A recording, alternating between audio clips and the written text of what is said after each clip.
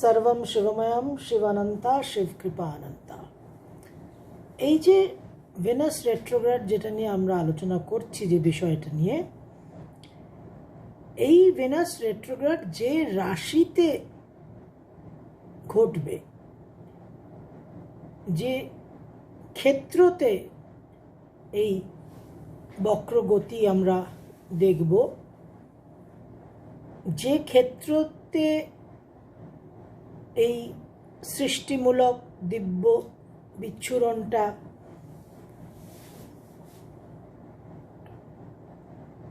পাওয়া যাবে, সেই ক্ষেত্রটা নিয়ে আমাদের একটু আলোচনা করা দরকার। সেই ক্ষেত্রটাকে আমাদের একটু বুঝতে হবে।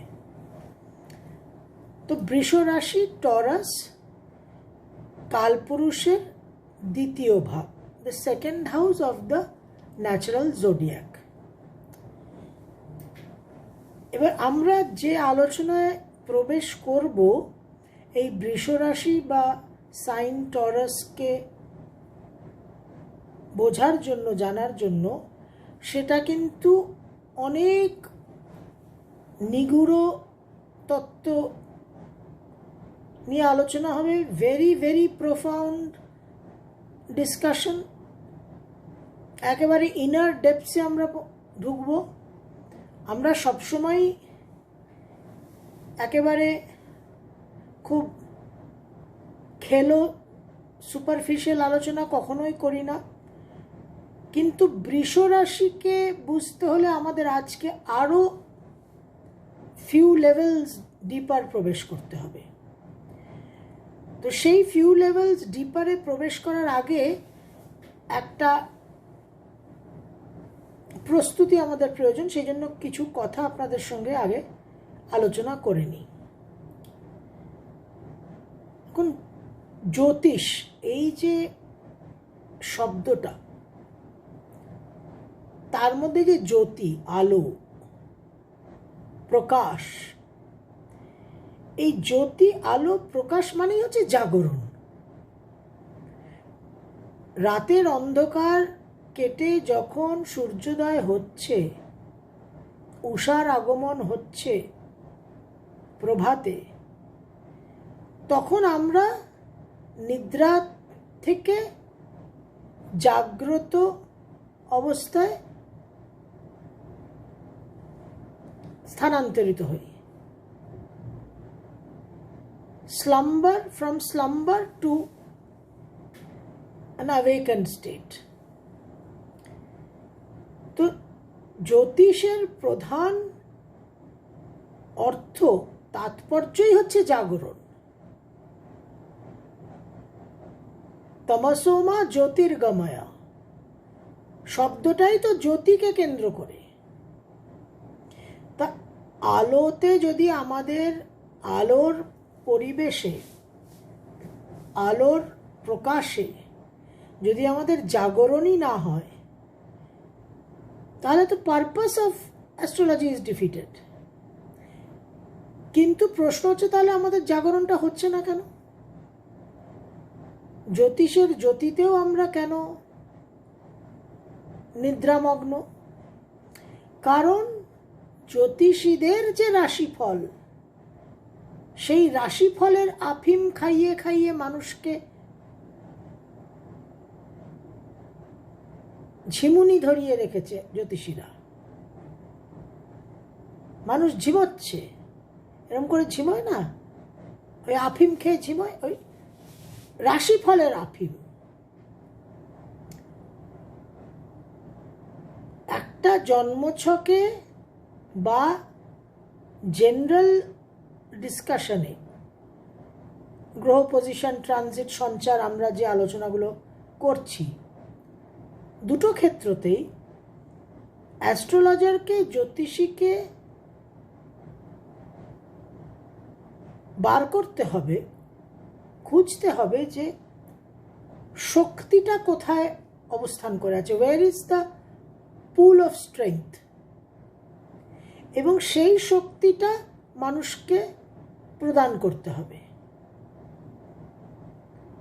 Either in personal horoscope reading or in the transit's general planetary position. স্ট্রেংথের এরিয়াগুলো কোথায় আছে,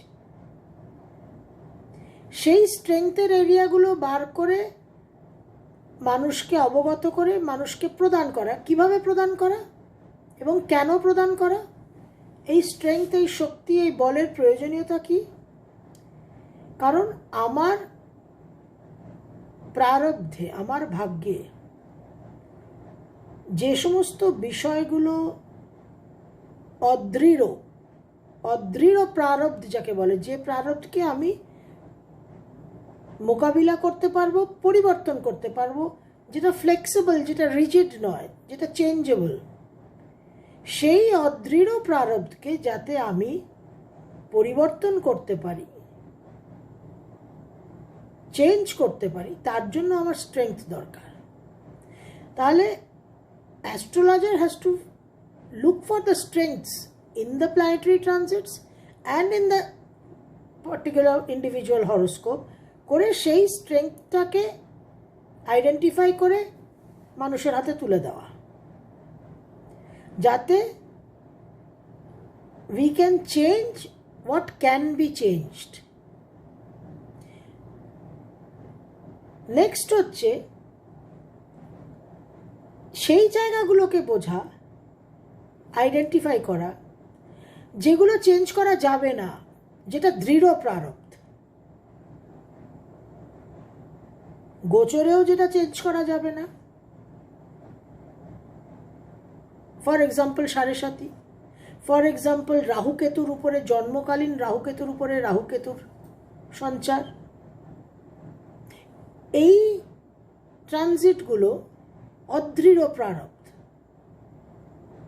আমার যে প্রারব্ধ ভোগটা আছে সেটাকে অ্যাক্টিভেট করে দিচ্ছে, জাগ্রত করে দিচ্ছে রাহুকেতুর উপর রাহুকেতু এসে, শনির উপর শনি এসে, আর 7.5।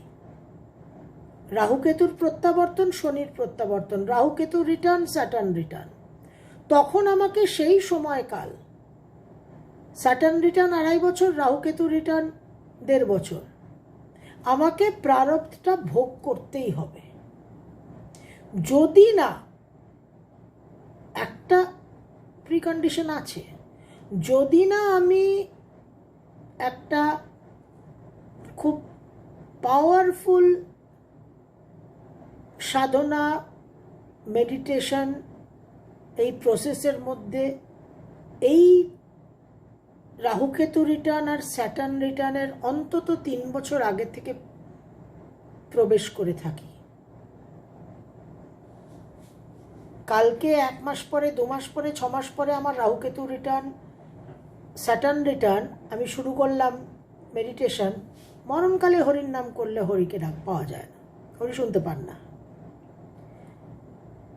আপনার স্যাটার্ন রিটার্ন, রাহুকেতু রিটার্নে যা প্রারব্ধ আছে সেই ঢাকনাটা খুলে যাবে,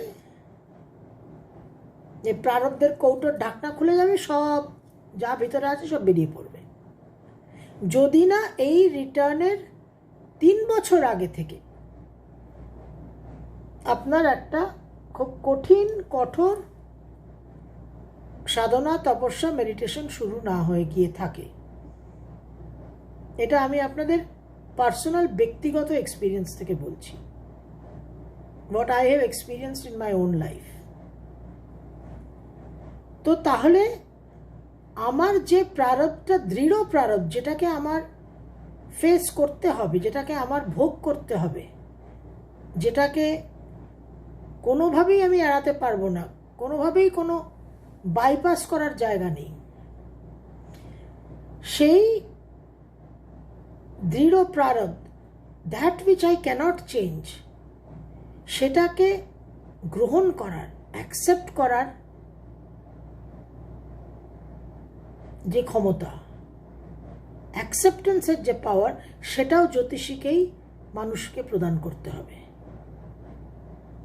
both in transit and in personal horoscope. এবং দৃঢ় প্রারব্ধ আর অদৃঢ় প্রারব্ধ, যে প্রারব্ধকে আমি পরিবর্তন করতে পারবো না, আমাকে ভোগ করতেই হবে, আর যে প্রারব্ধকে আমি পরিবর্তন করতে পারবো, যার জন্য শক্তি খুঁজে বার করে জ্যোতিষী আমাকে শক্তিটা প্রদান করবেন, এই দুটো যে প্রারব্ধের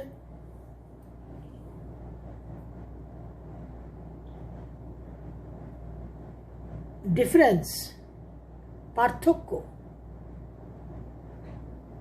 ফিক্সড প্রারব্ধ অ্যান্ড চেঞ্জেবল প্রারব্ধ, এই দুটো প্রারব্ধের মধ্যে পার্থক্যটা বোঝার যে জ্ঞানটা, যে প্রজ্ঞাটা, যে উইজডমটা, সেটাও আমাকে জ্যোতিষী প্রদান করবে। তাহলে অ্যাস্ট্রোলজি, জ্যোতিষ এই টুলটা ব্যবহার করে astrologer will give me the strength, will provide me with the strength to change what I can change, to accept what I cannot change, and the wisdom to know the difference between the two. জ্যোতিষী তার জ্যোতিষ শাস্ত্রকে ব্যবহার করে আমাকে সেই শক্তিটা প্রদান করবে, যে শক্তি দিয়ে আমি আমার অদৃঢ় প্রারব্ধকে পরিবর্তন করব, সেই অ্যাকসেপ্টেন্সটা আমাকে শেখাবে, সেই মনোবলটা আমাকে দেবে, যে মনোবল দিয়ে, যে অ্যাকসেপ্টেন্স দিয়ে আমি দৃঢ় প্রারব্ধ যেটা আমার ভোগ করতেই হবে সেটাকে আমি স্বীকার করে নেব। এবং এই দুটোর মধ্যে যে পার্থক্যটা, সেটা বোঝার জ্ঞান, উইজডম, প্রুডেন্স আমাকে জ্যোতিষী দেবে। দিস ইজ এসেনশিয়ালি ফান্ডামেন্টাল, মৌলিক জ্যোতিষের অবদান। এবং এই জ্যোতিষ শাস্ত্র অকাল্ট, গুপ্ত গুহ্য শাস্ত্রের মধ্যে অন্যতম। বেদাঙ্গ, তো এই বেদাঙ্গ, এই হাইলি অকাল্ট, যেটা এক্সট্রিম অকাল্টের রেঞ্জে পড়ে যে অ্যাস্ট্রোলজি, সেই সাবজেক্টটাকে আমার একদম ডিপ এসোটেরিক লেভেল থেকে দেখতে হবে। এবার এই কথাগুলো বুঝতে হবে। যখন আমরা বৃষ রাশিতে প্রবেশ করব, তখন আপনারা রিয়েলাইজ করবেন যে কেন এতগুলো কথা, এত গৌরচন্দ্রিকা, এত ভূমিকা কেন করলাম। দেখুন, যে কোনো বিষয়ের দুটো দিক থাকে উপলব্ধির, বোধের, ব্যাখ্যার, অ্যানালিসিসের। একটা এসোটেরিক, একটা এক্সোটেরিক। এসোটেরিকটা একদম আভ্যন্তরীণ, গুপ্ত, ইনার কোর, একদম এসেন্স, নির্যাস। আর এক্সোটেরিকটা হচ্ছে তার বাহ্যিক, সুপারফিশিয়াল, আউটার মিনিং। দু রকমের তার মধ্যে তাৎপর্য থাকে। এক্সোটেরিকটা সহজবোধ্য, খুব সহজে বোঝা যায়, সিম্পল, কমন। কিন্তু এসোটেরিকটা ভিতরে প্রবেশ করে তার যে গূঢ় তত্ত্বটা, সেটা কিন্তু সহজবোধ্য নয়, ওটা কঠিন। তার জন্য একটু ঠাকুমা দিদিমাদের ভাষায় গতর নাড়াতে হয়। তো অ্যাস্ট্রোলজি এমন একটা সাবজেক্ট যেখানে এই গভীরের যে আভ্যন্তরীণ গূঢ়তত্ত্ব, তার উপর ফোকাসটা রাখতেই হবে মানুষকে, কোনো উপায় নেই। কারণ এটা আমার মানব জনির একটা প্রধান কর্তব্য, অধিকার, ক্ষমতা। এই ক্ষমতাটা, এই অধিকারটা, এই সুবিধাটা এমনি এমনি দেওয়া হয়নি। মানব জনিতে যখন আমি জন্মগ্রহণ করেছি, কর্মজনী মানে কি? কর্মজনী মানে তো ভোগজনীর মতো আচরণ নয়। কর্মজনী মানে আমি কর্মটা করার ক্ষমতা প্রাপ্ত হয়েছি। বাকি সব জনিতে কোনো কর্ম করার ক্ষমতা নেই। জন্মটা হলো 1 কিলো 2 কিলো 3 কিলো 4 কিলো যা কর্ম আছে ভোগ করে সেই কর্ম শেষ করে আমার জীবন শেষ হয়ে গেল। একদিকে কিন্তু ভোগজনীগুলো অনেক বেশি অ্যাডভান্টেজ, মানে মানুষের যা পরিস্থিতি এখন কলিযুগে সেই প্রেক্ষিতে যদি আমরা একটা তুলনামূলক বিচার করি তাহলে কিন্তু কুকুর বেড়াল ছুঁচো ইঁদুররা অনেক ভালো আছে, কারণ তারা কিন্তু তাদের যে জীবনকাল 1 বছর 2 বছর 3 বছর 4 বছর 5 বছর যাই হোক, সেই জীবনকালটা সেই মেয়াদটা সম্পূর্ণ করতে পারলে কিন্তু তাদের অতটা কর্ম ডিলিট হয়ে গেল, মুছে গেল। কিন্তু মানুষ যে কর্ম মোছা ডিলিট করা এবং শুভ কর্ম স্ট্রং প্রারব্ধ তৈরি করার ক্ষমতা নিয়ে জন্মালো, সে তো শুভকর্ম উৎপন্ন করলই না, সে আরও ঢের পাহাড় প্রমাণ আরও নেগেটিভ অশুভ কর্ম তৈরি করে ডেবিট ব্যালেন্স চরমে তুলে দিল, দিয়ে সে চোখ বন্ধ করলো। তো আজকের দিনে মানুষের যা পরিস্থিতি তাতে কিন্তু তুলনামূলকভাবে এই ছুঁচো বেড়াল ইঁদুর টিকটিকি অনেক আরশোলারা অনেক বেটার অফ। তো কথা হচ্ছে মানবজনিতে আমার একটা রেসপন্সিবিলিটি আছে, কিছু নিয়ম আছে। তো সব কিছুতে সব ব্যাপারেই এবং মৌলিক ব্যাপারে আমি উচ্ছৃঙ্খল হব, আনরুলি হব, কিছু মানব না, তাহলে ভোগ করতেই হবে। তাহলে দুর্দশা দুর্ভোগ দুর্বিপাক বিপর্যয়কে এড়ানো যাবে না। খিদে ভয় মৈথুন আর নিদ্রা, খিদে ভয় মৈথুন আর নিদ্রা এই 4টে বিষয় মানুষের মধ্যে আর পশুর মধ্যে সমান, কমন। মানুষেরও আছে পশুদেরও আছে খিদে ভয় মৈথুন নিদ্রা। তাহলে মানুষ আর পশুদের মধ্যে পার্থক্যটা কি? ধর্মে না হিনা পশুভি সমানা। ধর্ম ধৃ ধাতু যা আমাকে ধারণ করে আছে, প্রথম পুরুষার্থ, ধর্ম অর্থ কাম মোক্ষ, প্রথম পুরুষার্থ। তাহলে কি আমাকে ধারণ করে থাকে? লগ্ন পঞ্চম নবমটা আমার ধর্মভাব জন্মছকে, কালপুরুষের রাশিচক্রে মেষ সিংহ ধনু অগ্নি রাশি, অগ্নি অর্থাৎ পিউরিফিকেশন, অগ্নি অর্থাৎ অগ্নির মধ্যে যা পড়বে সেটাই আরো সূক্ষ্ম হয়ে যাবে, কাগজকে আগুন দিয়ে পোড়ালে সেটা ছাই হয়ে আরো সাটল। তাহলে ধর্ম এই শব্দটা ধৃধাতু ধারণ করার আরো অনেক সংজ্ঞা আছে, সে আমি বহুবার আলোচনাও করেছি। আজকের এই আলোচনার প্রেক্ষিতে আমি এই পয়েন্টটাকে হাইলাইট করছি, গুরুত্ব দিচ্ছি, যে আমার পিউরিফিকেশন এবং আমার সূক্ষ্ম স্তরের সঙ্গে সংযুক্ত হওয়া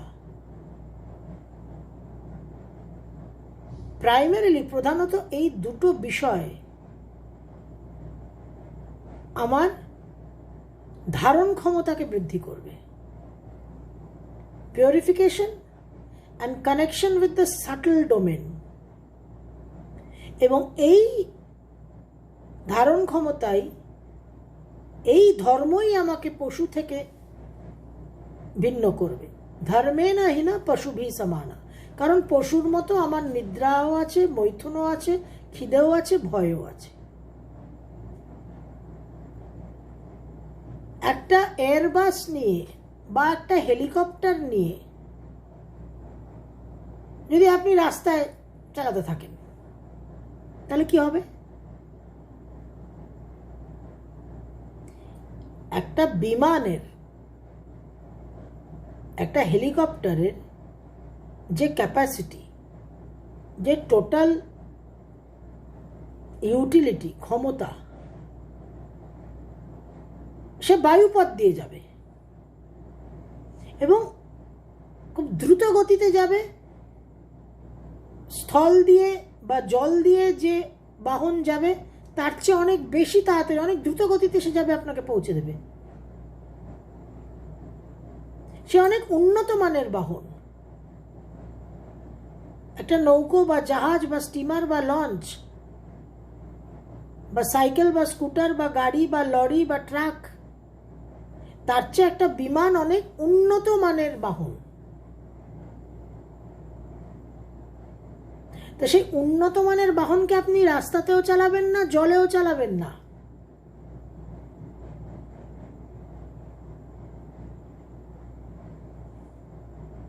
কিন্তু আমরা এই মানবজনী প্রাপ্ত হয়ে,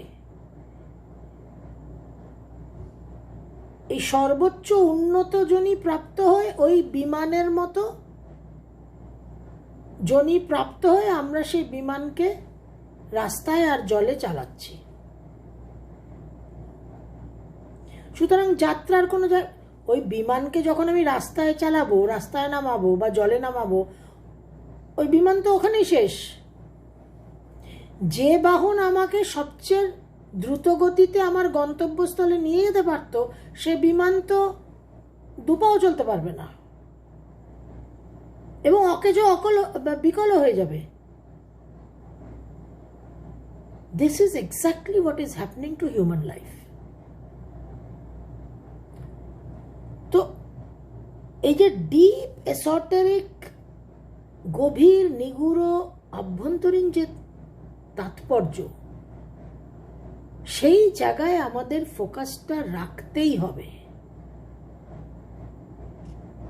আউটার, বাহ্যিক, এক্সোটেরিক, সহজবোধ্য ফোকাস রাখলে আমার অভিষ্ট সাধন হবে না। Purpose will be lost. Highest occult এই অ্যাস্ট্রোলজি। তো সেই জন্য একদম deep focus on the esoteric,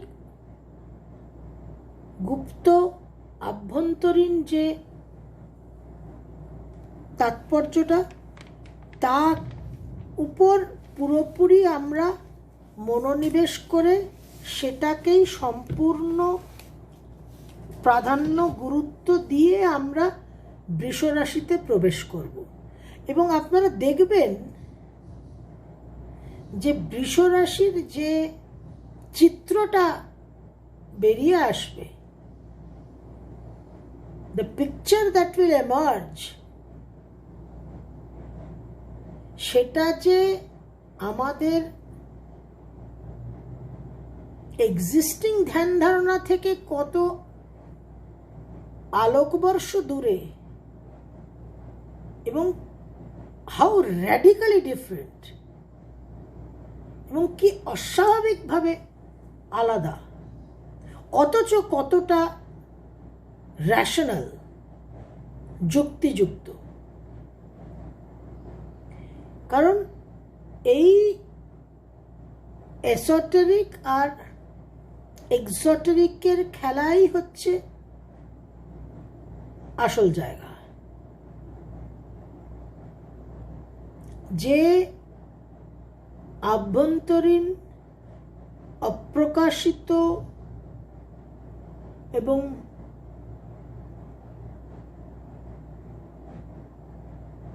মূল জায়গাটাকে, মূল তাৎপর্যটাকে ধরতে পারবে, তার কাছেই কিন্তু পুরো রহস্যটা উদ্ঘাটন হবে। এবং রহস্য উদ্ঘাটন হলেই আপনার জীবনের পথটা মসৃণ হবে, আপনার বর্তমান সমস্যার সমাধান হবে এবং ভবিষ্যতে আপনার সমস্যার সৃষ্টি হবে না। তাহলে এই জীবনে চলার পথে যে সমস্যা আছে সেগুলোকে সমাধান করা এবং আগামী দিন যাতে আমার সমস্যার সৃষ্টি না হয় সেই উদ্দেশ্যকে নিয়ে আমরা অ্যাস্ট্রোলজির একটা অন্যতম গভীর পর্বে প্রবেশ করব। আশা করি সেটা আপনাদের ভালো লাগবে। সর্বম শিবময়ম শিবানন্তা শিবকৃপা অনন্তা।